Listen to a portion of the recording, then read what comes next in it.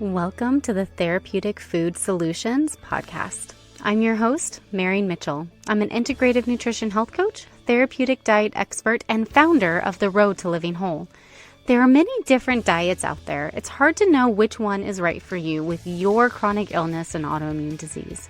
In this podcast, I'm going to share with you the foundational pieces every single therapeutic diet out there shares, and also how to use the best one for your particular diagnosis. If you've been looking for a meal planning partner, help navigating the complicated healthcare system, and want to feel better quickly, I'm your girl.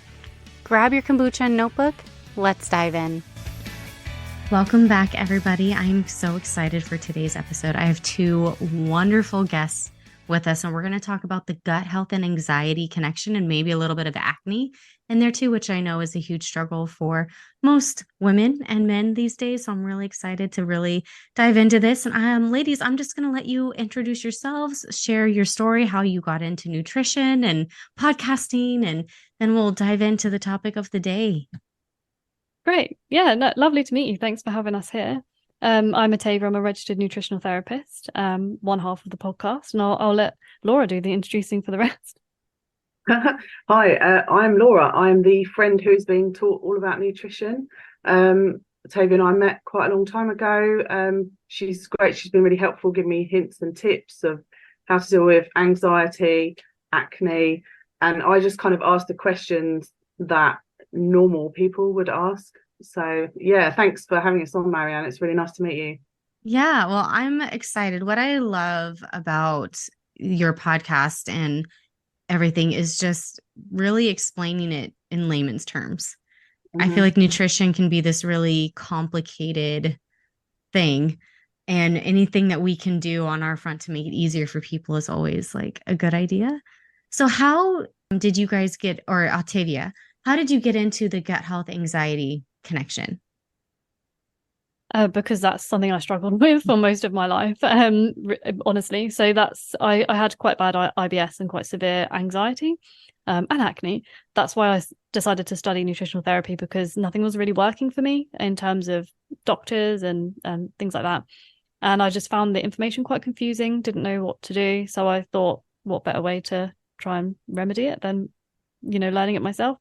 And then through seeing clients in clinic, I've just seen the massive impact that these things have on people. And the most common issue that people come to me with is gut health. And I think it can make such a huge difference to your quality of life, having any of those three issues like acne, anxiety, or gut health. But altogether as well, especially, is so massive in terms of how it impacts your, enjoyment of life.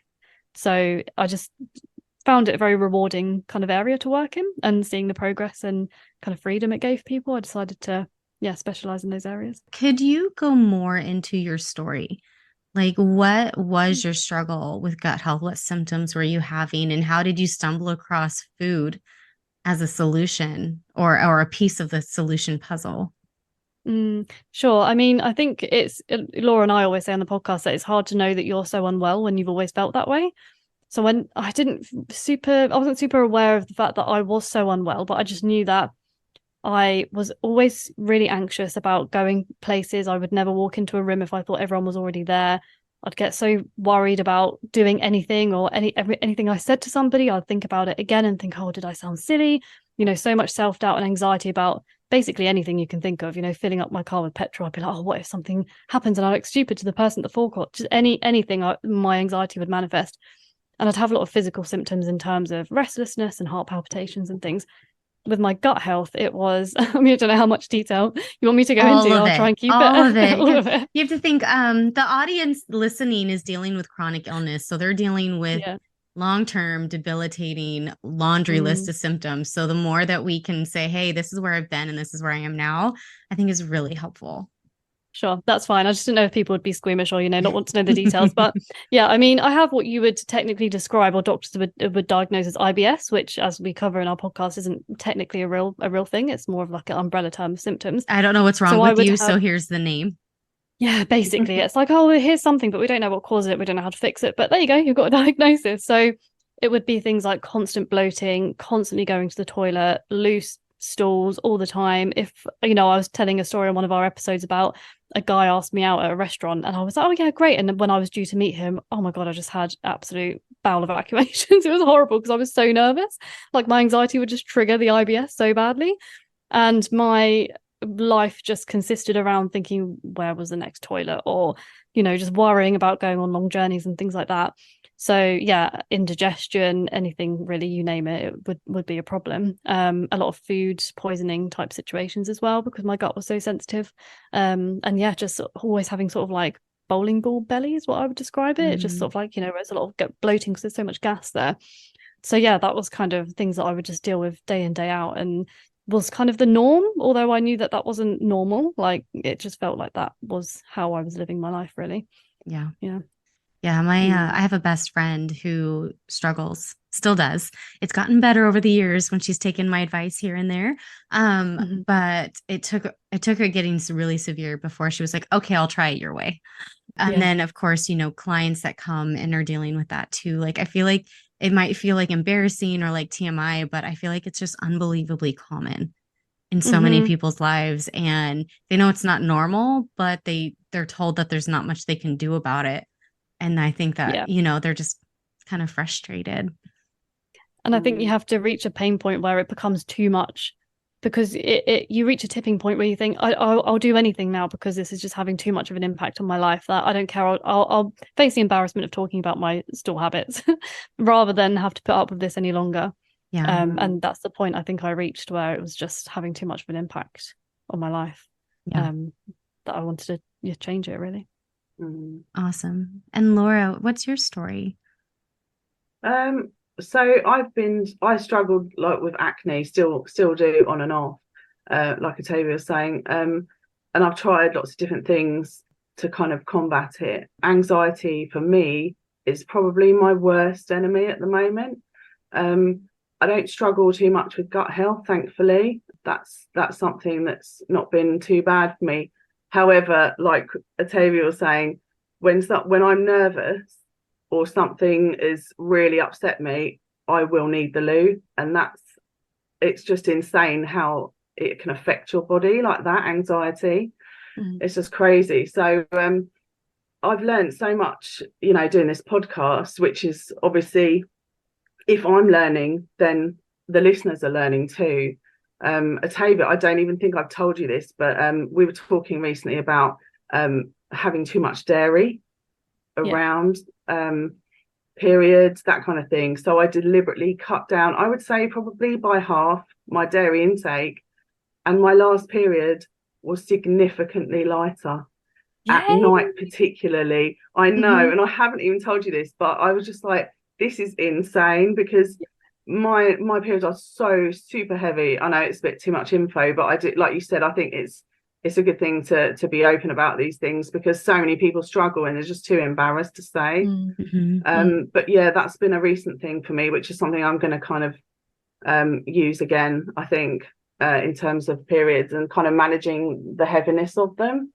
But yeah, I think overall there's so much misinformation out there about nutrition, and like you were saying, your friend finally said, oh, I'll try this. It's almost like a last resort for some people to go to a nutritional therapist. So you're kind of relearning stuff or throwing out everything that you've ever kind of learned. And I don't think this stuff on TikTok particularly is very helpful for people, because it might not be what you need. So I think that's why we like to debunk. We like to make everything transparent so that people can actually use and implement what we're saying if they wish to. Yeah, and give information it's not super vague, or it's not looking at other things like, oh, you shouldn't have this and it's looking at what's the real problem, or quote unquote problem is your gut health, for example. So instead of, oh, you can't have this food but you can have this and that will help with your microbiome, blah blah blah, that's just so overwhelming. Like, well, I do eat probiotics or I don't eat probiotics. Like what I can have this food but I can't have that food, or I should not be stressed ever, which is not realistic, right? We look at the actual root cause of it and why these things have an impact, but really it needs to come back to you and your gut health and how we can support that, or your anxiety, things like that. Yeah, we just like to feel that we help women especially, but people in general, be empowered to understand what's going on, because then they can make decisions to try and improve their health. rather than just feeling even more confused when they first started listening. We have the same mission. My Mhm. goal is always to inform and empower and give places to start. So let's talk about the gut health and anxiety connection, and then we can kind of spider out from there and talk about, how gut health can impact things like our hormones, which acne is often related to that, and even anxiety is too, and all of that. So let's start with the meat and potatoes. Let's talk about gut health and anxiety. I know that this is a huge problem, as we've already talked about, and it's like it's almost feels like it's too easy of a fix, especially if you've been, on medications and trying all the things and cognitive behavioral therapy and talk therapy and blah, blah, blah. It almost feels like, again, it's almost like a last resort. Okay, nothing else is working. Maybe it should be a first resort. And let's talk about that. Yeah, I mean, I think something that people forget is you have to have, to me, you have to have three pillars. You have to have three areas of foundation. You have to have mental health, spiritual health, and physical health. Because if you don't have one of them, then nothing's going to ever be 100% well, if you kind of say it that way. And I think personally, in my experience, having gone through seeing someone, a nutritional therapist, while I was learning to be a nutritional therapist, and seeing how much of a difference my anxiety, it had on my anxiety, and how I was so much more calm and less anxious after years of therapy that didn't really work. I was like, wow, that's incredible, because there are so many things that play into anxiety and your gut. For example, you can have a really sensitive blood sugar. So if you're eating not enough protein and you're having too much sugar, then that's going to trigger anxiety. It's not necessarily the cause, but it can drive it. And in terms of gut health, I mean, if you have a poor microbiome, so you don't have a great composition of different bacterial strains that you need in your gut houses a lot of your serotonin, for example. So you're not ever going to have a healthy level of certain brain chemicals and mood balancing hormones if your gut's not healthy, because they're going to not live it. They're not going to thrive in that environment. So if you're not looking at your gut, which houses most of your feel-good hormones, then no matter how much therapy you do, you might not actually see a physical difference. Mentally and cognitively, you can see a change, but not necessarily physically. Mm-hmm. Yeah, I used to actually struggle with depression and anxiety in my late teens, early 20s, and changing my diet, and I didn't recognize it at the time, but I could always see when I was spiraling, but I couldn't stop it, if that makes sense. Yeah. And then when I started just kind of cleaning up my diet and things like that, and then trying all the don't eat this, and kind of just on my 7-year journey of going through the whole try and eliminate strategy, it was really amazing. Like, that was the one thing I noticed was like, oh, I don't even start the spiral anymore. I'm able to capture a thought. Like, all the therapy helps me capture the thought. But when I was really unhealthy and my gut, my microbiome was really unhealthy, I could recognize that it was happening, but I couldn't stop it. It was a very interesting strategy. And then, of course, as I went to school and I learned about it, then I was like, oh, that makes a lot of sense. Yeah, because if the physiology isn't balanced, then no amount of thinking in the world can change it, right? Because the physiology isn't as it should be. Right. Yeah. The other thing that happened was, as my gut health improved, I was able to absorb nutrients. My hair color went from a dirty blonde to a medium brown. Wow. And I guess it was just like I wasn't getting the nutrition I needed. So my hair was like this ashy blonde color. So it's kind of gray, which is in style now, which just doesn't really feel fair. Because I was like always coloring my hair and stuff all the time. But it was just so interesting to be like, whoa, the power, and knowing what I know now, I was like, yeah, I can't believe I was that nutritionally depleted. It makes sense that I struggled with this laundry list of items. Wow, that's insane. I did not know that was even a thing. I didn't know that could happen. Wow. I've heard of people going on certain diets like keto and the grey hair growing back with colour, which is so weird, but I did not know that was a thing. That's mad. Yeah, our nutrition can directly impact the quality of our hair, the texture of our hair. And like if you lack copper, it can change like the composition of your hair. You can start falling out. You start eating foods with copper, or being able to absorb it and use the nutrients correctly. And yeah, your hair and nails are a huge indicator of health. But it was really weird to go from blonde to like brown. Like I was like, Yeah. well, my hairstylist was like, you were here and now you're here. And I was like, I don't know. It was really crazy. And then, yeah, my nails used to be really weak and brittle, and then they became a much stronger. I was actually able to like put fake nails on, which I don't recommend now, but special occasions. And then you can literally see the thickness when they were like growing in, like they were really thin, and you could see the nails like growing in like thicker. It was super interesting. Wow. That's incredible. I think that's what people forget is your gut. That's why we always start with the gut. Like we don't look at anything else before we've looked at the gut, because if you don't have a healthy gut, you're not going to absorb nutrients. And then, for example, with the anxiety, if you're not absorbing any proteins, for example, you can't make the hormones that you need to feel calm and balanced. So you can try all the relaxation in the world, but if your gut's out of whack, it's not going to touch the sides really. So I think what I'm hearing is anxiety is a symptom, not a cause, almost. I think it can. I personally think it can work both ways. I do think it can work both ways, but I think they're quite. They are definitely interlinked. But I think, like Laura said, for example, she doesn't necessarily struggle with sort of any gut symptoms day to day, but then her anxiety can trigger. Like that's the trigger for you, isn't it, with your gut health? Yeah, it's never something dodgy I've eaten, because like I said once on a previous podcast, I've been out to dinner with people and eaten the same thing and they've got sick. I haven't, but then something happened like in my personal life and I literally like ran to the loo because it's the first thing to go with me. I remember I had to I was in a band and we had to perform on stage, and I'd never done a big gig before, and I was on that loo in and out I was empty, and I couldn't even eat before I went on stage. Like when the adrenaline kicked in, it was fine. I was okay, but just leading up to it, the anxiety, it will always be what triggers that reaction in me, I think, or nerves, massive nerves. Yeah. And I think because we've done an episode on this about how to identify if it is the anxiety that's triggering your gut health or if it's your gut health that's triggering the anxiety. And I think the kind of trick is to see how quickly your symptoms come on. If you have generally long-standing anxiety or kind of what we call chronic anxiety, or it's always there at some kind of level and can peak and trough, but it's always there, then it's generally you need to look at your gut health first.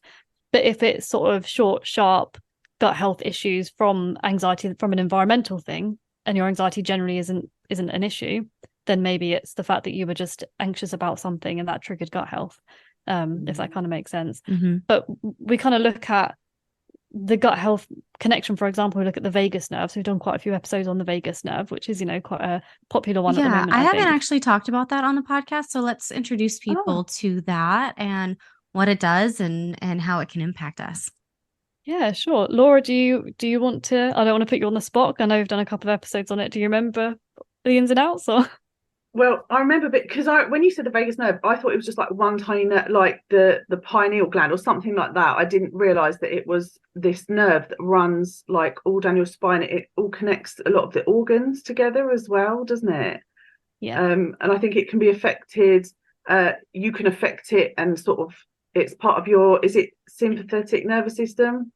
Oh, look at her go. She knows all the lingo.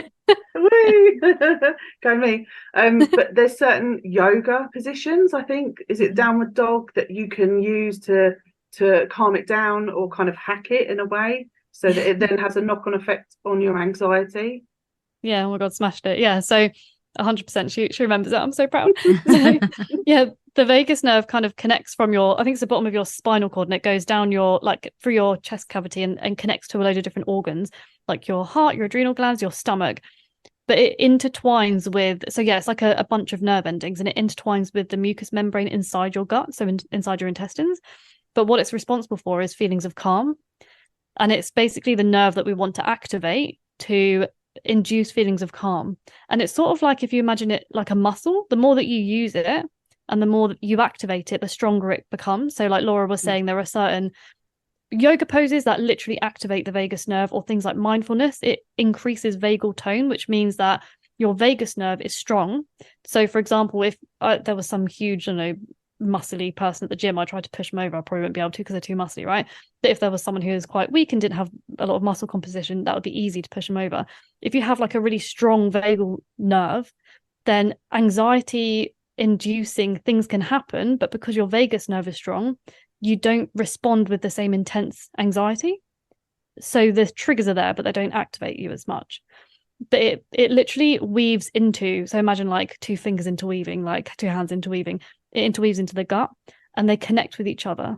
So the vagus nerve is sort of like a messenger between your brain and your gut, and they literally communicate. So if you have any kind of issue with your gut, you have some inflammation or you have poor microbiome, the messages that it will be sending back is there's a problem down here, there's something wrong. So the vagus nerve will be sending danger signals to the brain, and then vice versa. So if you're thinking things that are anxious or stress-inducing thoughts, it'll be saying to the gut something's wrong here, and it'll be releasing things like cortisol, stress hormone, and that can impact your gut microbiome. Then it can, activate fight or flight, can lead to things like bloating and gas and loose stools. So they're quite interconnected. It has quite a massive impact on each other. Yeah, that sounds really woo-woo to like the non health person. Like if somebody's like just kind of stepping into the natural health or empowerment health world, where you're owning your own health, it sounds really out there. Yeah, I mean it does, but there's a lot of studies you can look up that prove that it's a thing, and it's literally there inside your body. Like if you want to do an autopsy on someone, you can see the vagus nerve. I wouldn't recommend it, but there are studies that literally show that this has an impact, and the more that I think that I think it's good to be based in science, but it's also we like to look at people's experience of it as well. So I've never had a client in clinic say to me that didn't help. So I literally have people who I work with who have brain damage, brain damage to their vagus nerve and their brainstem, and they get IBS triggered from that because the vagus nerve is interlinked. So if you have any inflammation in your brain or your vagus nerve, then it can, that inflammation will travel into your gut. So it is rooted in science. But I appreciate that. It sounds a bit like, oh yeah, okay, whatever. Yeah, it's not something you learn in like high school biology, or even I took human biology in college. That was not a thing that I learned or talked about. Just the power, that's why deep breathing works, or box breathing, because it massages the vagus nerve and kind of helps you calm down. And it's like, is it really that simple? Right. This is a thing. Yeah, I agree. Yeah. Sometimes I still get that in clinic. I remember my first ever client who came to me with horrendous panic attacks, an awful immune system. She was always getting flus, like 6 a year, debilitating. And she had a panic attack before coming to see me. And I remember figuring out what was going on with her. And she basically had a latent virus that was still in her system that was depleting all of her nutrients and causing lowered immune system. And then that was causing a lack of B vitamins, which was basically causing the panic attacks. And I remember giving her a plan. She came back in 6 weeks and she was a completely different person. I thought I was being punked. I was like, is it that simple? And I still get that with clients now. I'm like, really? Was it that straightforward? But because things have become so overcomplicated, because we've had health taken out of our hands a lot of the time. We don't know anything about it. It's been made to be in the medical model, and we don't understand any of it. It's purposely disempowered us, I feel, and it's purposely overcomplicated when actually it's really, and that's what I say to people, it's honestly not that complicated. I have people come to me who've worked with gastroenterologists for 25 years, and they're at the end of their tether, like you said, Laura. It's like their last resort. Oh, I'll try a nutritional therapist, and within 2 months, they're like, I cannot believe that my issues are basically gone. Why did no one tell me this? But because unless you learn it, you don't know it. Yeah, I know I've had doctors tell my clients and even tell me at like weddings and stuff, they're like, food matters, but no one sticks with it. So why bother? Great. That's a great way to approach health, isn't it? Yeah. And I'm like, you're the expert that people listen to. Like if every doctor was saying, hey, what you eat matters, it would completely revolutionize healthcare. Unfortunately, that would also mean a different business model because they have less patients to see and less pharmaceutical kickbacks, and and health insurance really dictates what doctors are allowed to say these days, and it's a whole thing. So let's talk more about the gut health and how that can not only impact anxiety, but what other things can it impact throughout the body? Oh, I mean, where do we start? Everything. Yeah. I mean, like you said, it you know, it's to do with the nutrients. If you're not absorbing any nutrients, you can have so many issues. But something we talk about on the show is how the gut is one of the main excretion points, right? So anything that you've got in your body that you don't want, anything that's toxic, you want to, get rid of it through your bowel movements.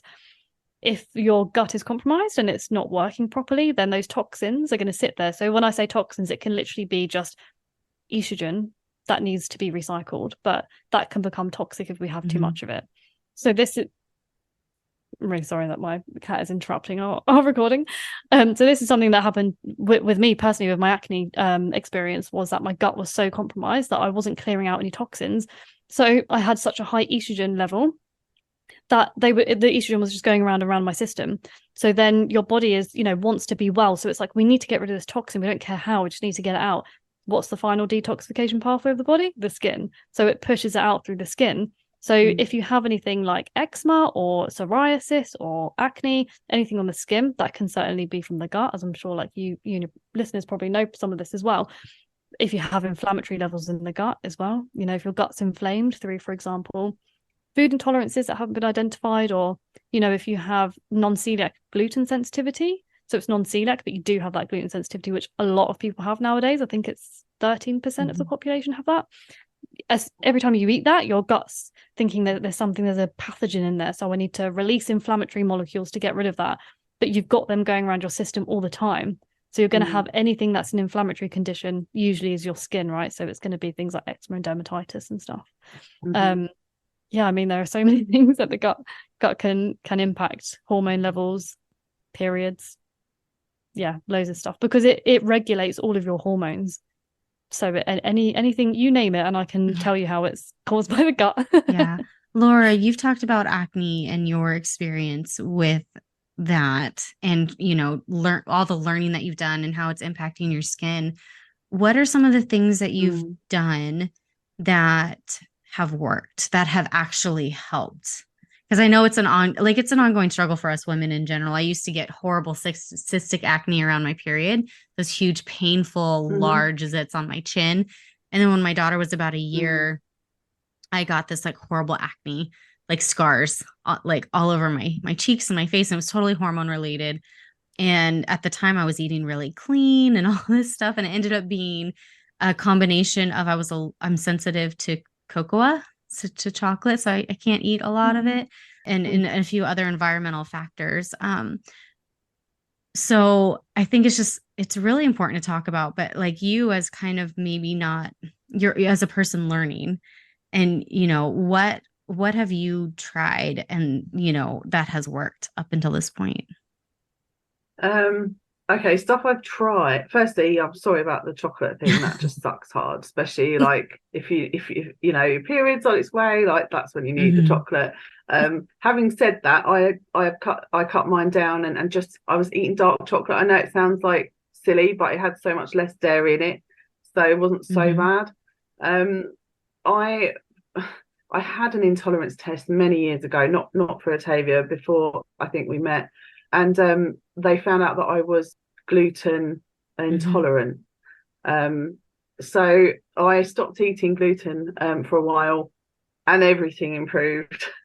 My skin, everything, like my skin was super clear, like my lashes were thicker, and like you said, my nails were better.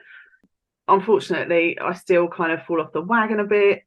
Unfortunately, well, not unfortunately, but where I work, they kind of supply food on site. So it's hard to kind of have a special diet when you're working there. Yeah, definitely for me, wheat is a massive thing. Dairy, when I have cut them out, they have made a significant difference to my skin. I don't tend to use much makeup. I use herbal products on my skin, so I don't really think that it could be those, but I do feel that, like you're saying, it's cystic that I get, is those big ones that push up from underneath the skin. They really kind of throb. I feel like they're probably hormonal.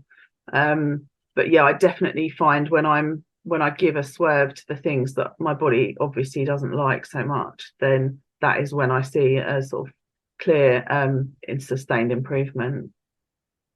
Awesome. I love that you see that pattern. When the acne was really bad, were you using more of the mainstream like cleaning products and lotions and makeup and things like that? And then you kind of switched to more of the herbal and the cleaner products at that point? I think I switched to herbal moisturizer about 20 years ago, and I haven't really swayed from that too much. But I never used any like the ones you buy in the shop for acne or anything. I never used any medication for it. I am embarrassed to admit that I did try anti-dandruff shampoo on my skin because it did dry the spots out a bit. And then I found out what was in it, and I was like, oh, I'm never going to put that near my face again. But yeah, I don't really tend to wear foundation either. I just use powder to cover the spots that I have got. But yeah, I try to keep it all as natural as I can in terms of skincare, definitely. Awesome. And then when you do go gluten and dairy free and you avoid those foods that don't agree with you, do you notice other improvements, not just on your skin, but maybe in other ways, energy, sleep, mood? Yeah, definitely. I would say it definitely affects my mood, my energy levels. I just always would have more energy because I'm not really a fan of the sort of substitutes and stuff like wheat free this, wheat free that, because like Atavia's pointed out many times, there's plenty of stuff in there that's no good for you just because it hasn't got the thing you're not meant to have. Right. So then I was eating a lot cleaner. I would just have more salads, probably have more like lentils, pulses, stuff like that, loads more. So everything improved because I was substituting it with healthier food. So yeah, definitely. And yeah, mood and energy level was definitely a massive change. Yeah. Awesome. Thank you for sharing your story. I love hearing from the people who are actually going through it, because I mean, I come at it from like, I've been doing this for so long that like it's been years since I've really struggled with symptoms. I mean, I'm recently recovering from adrenal fatigue, and that was just kind of like life just got really stressful for a really long extended period of time, and then my body just like I got safe and my body just crashed.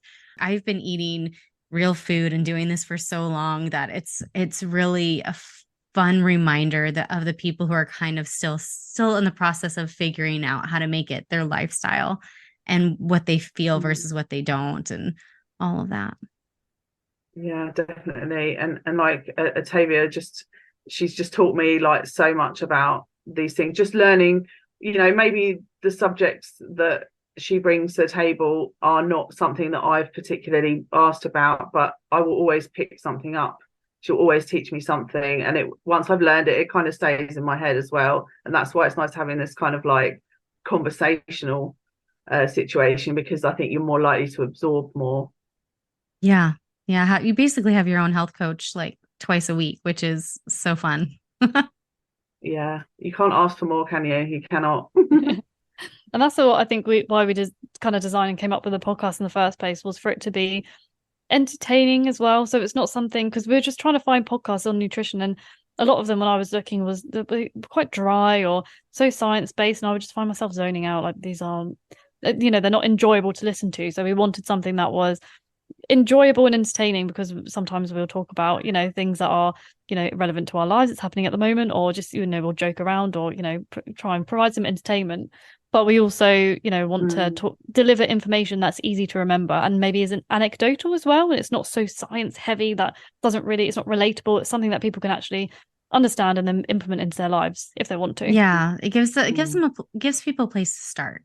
So going to that, if we're going to think about anxiety and gut health, or maybe gut health and acne and things like that, where do you recommend people, like what is something they can walk away with today and be like, I'm going to try these things and see what happens?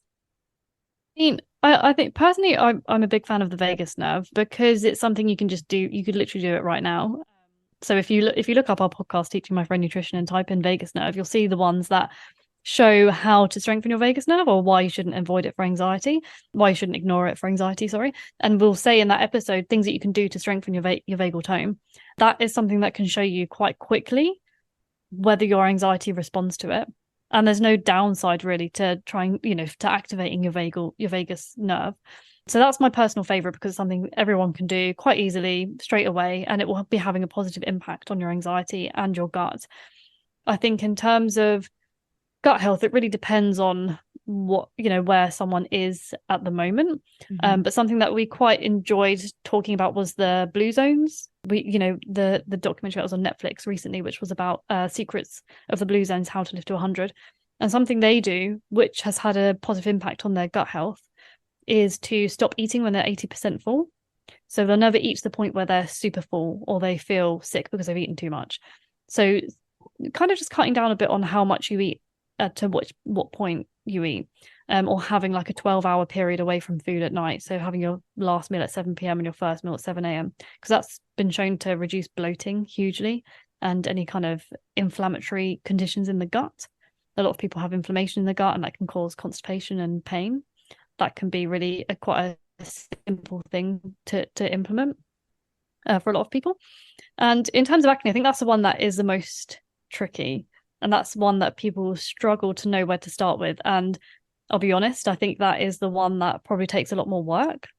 But something that we talk about is looking into hormonal testing for acne, because it's really important to see what your hormones are up to, because it is 95% of the time caused by hormones. Yeah. So that's the one that's a bit more tricky to kind of implement right away. Yeah, I will say I had a friend who was struggling with severe cystic acne, scars, everything for years. And she was trying all of the home remedies for estrogen dominance and all this stuff. She finally gave in and got testing done. And it turned out her estrogen was incredibly low and her progesterone was unnaturally high. And that was the root cause of her anxiety. So you see on like social media, everybody's like estrogen, estrogen, estrogen. I'm like, any imbalance can cause problems on the skin. And I'm a big fan of test, don't guess. I'm also a big fan of food sensitivities. I find that, especially for people who are dealing with the problems chronically, that it can be a huge piece of the puzzle, because we can actually see if your gut's even absorbing anything, or, because sometimes people will like, oh, I didn't respond to any food. I'm like, that's not normal. They're like, yay, I'm not allergic to anything. I'm like, no, that means you're not absorbing your food. But then also finding like, okay, your gut's really leaky and you're responding to everything. So we need to heal that. And then we can kind of see what you learn to trust your body and find your trigger foods, because you'll find out pretty quick. But yeah, I think from my perspective is I would say clean up your diet, start eliminating the highly processed foods. To me, that's like a big place to start. Just start adding in some real food, add in some eggs with breakfast or some sausage or something real, versus just like cereals or breads or things like that. And try adding stuff in that's just real at that point. And then I'm a big fan of stimulating the vagal nerve. My favorite one that's really easy for people to do is box breathing, where you breathe in for 4, you hold it for 4, you exhale for 4, you hold it for 4, and repeat that 4 times. It can significantly help with that. And then also finding somebody you can talk to about it. Like just being able to talk things out can help so much with a lot of stress and inflammation in the body. So it's like, you don't have to get really complicated. I think that those are just like my 3 where I would start. And then when it comes to acne, after you clean up everything, is go to somebody who specializes in hormones. It's going to be something you're going to pay for cash. Your doctor's not going to run the correct tests. No. At least here in America, they don't test anything. I don't know how it is in the UK. It looks like it's the same. Yeah. Pretty much same. Yeah. Well, they'll test your hormones, and they test the very basic ones. And then people say, oh, they seem fine. And I'm like, firstly, they've not really looked at what they need to. And secondly, it's not fine. It's just not severely deficient. I think Laura had a test for iron, right? And we both had this experience. Tell them what happened. It's so funny. I was just thinking about that. So I went to my GP and they did like a basic, because I said, can you test my ferritin levels and all that stuff? So I never heard back, and I called them and I'm like, is there anything wrong with my bloods? They're like, no, it came up in the normal range. And I said, well, can I have a copy of the test? So the I think the range for ferritins or blood anemia, whatever, went from 11 to 120. And I was on 12, but because it fell in the normal range, they didn't let me know. but obviously I needed a supplement. I was like, oh my goodness. So yeah, I've been taking like gentle iron for years now.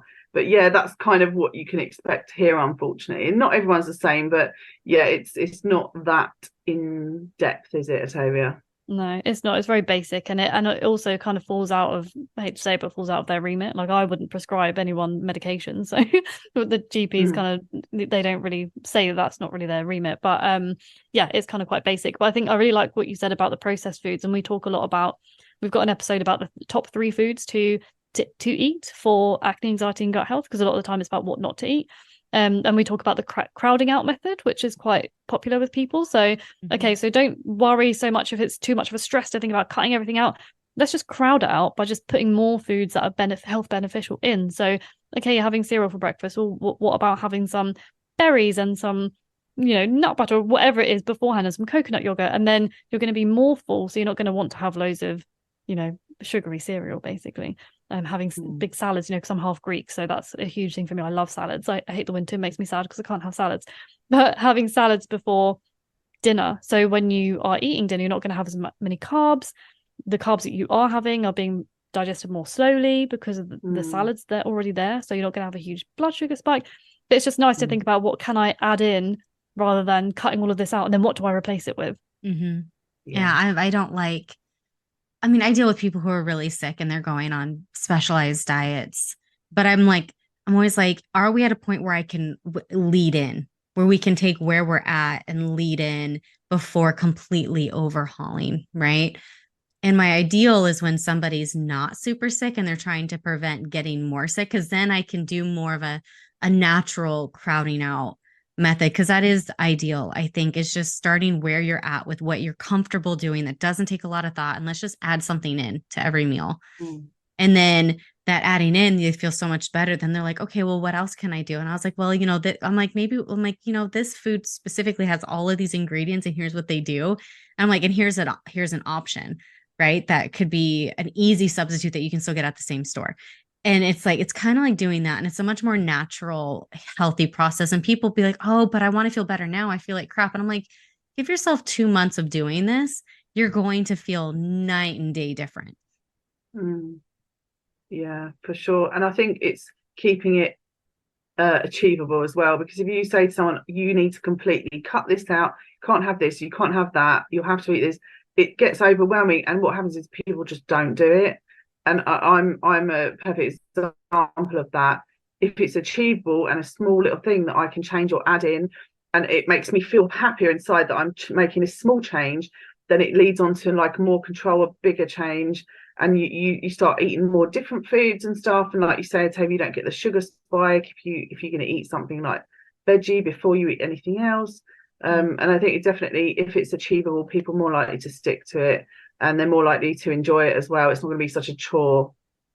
Yeah, 100%. And if they understand it and then see the results, that's what everyone wants, right? They want to not have bloating. They want to have, not to have to worry about their bowel movements on a day-to-day basis, not be sat in the toilet straining for, hours on end. They want to not have huge anxiety spikes. So if they can have things that are achievable, and that they understand why it's working, then they see the outcome of that, then that's where the empowerment lies, I think. Yeah, for sure. I agree. Well, we are out of time. How can people connect with you if they want to listen to your podcast?